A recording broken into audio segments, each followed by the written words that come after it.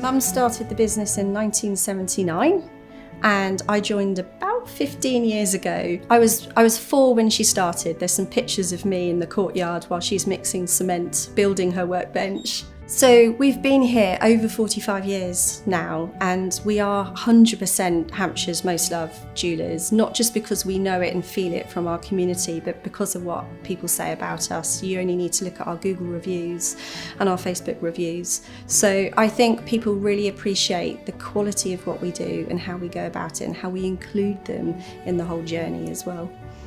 My mum was born in 1946. In Germany. They had just lost the Second World War and she had a really tough childhood. Both her parents were alcoholics and she was pretty abandoned. She got sent off to a school where she was the only boarder, and it was a convent, so there were nuns. It was pretty grim, and I think there was no focus on her, no parenting, and she was very creative. So she left school not particularly with any academic qualifications, even though she's super bright, and she went to Goldsmith College and she did an apprenticeship and she came top of her apprenticeship course, and the guy running the course, who was a master goldsmith, then employed her. So she got her qualifications and started working at the bench as a goldsmith, and roll on a few years, she was skiing with her dad. And I think she learnt to ski on wooden skis and leather straps. My dad, who was serving in the British Army, he was with his troop and they were having a bit of R&R in the mountains, fell in love with this tall, blonde, blue-eyed German lady, Petra, my mum. And to cut a long story short, he got posted back to the UK. She said, I don't particularly want to leave my home country without some security, so they got married.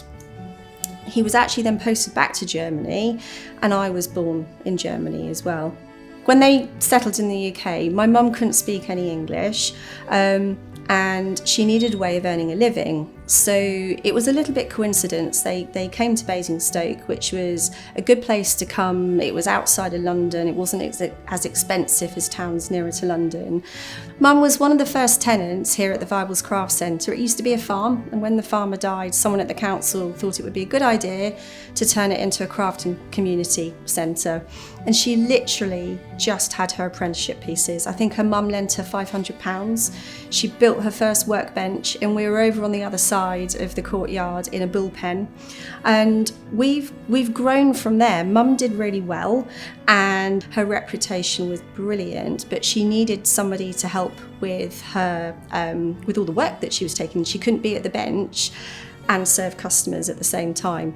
And we still have a very small team of talented goldsmiths that work for themselves and are the specialist suppliers as well, like engravers and pearl stringers. And we've got our own on-site goldsmith, so much of our work we do here. I don't employ salespeople, and we have learnt over the years, and we've got a little mantra, which is be more Petra. So channel my mum with her very strong German accent. And I think our honesty and how we break things down and how much we involve you in the journey and how much time myself and my team take to understand you and your emotional why behind being here. We have people coming from all over the UK.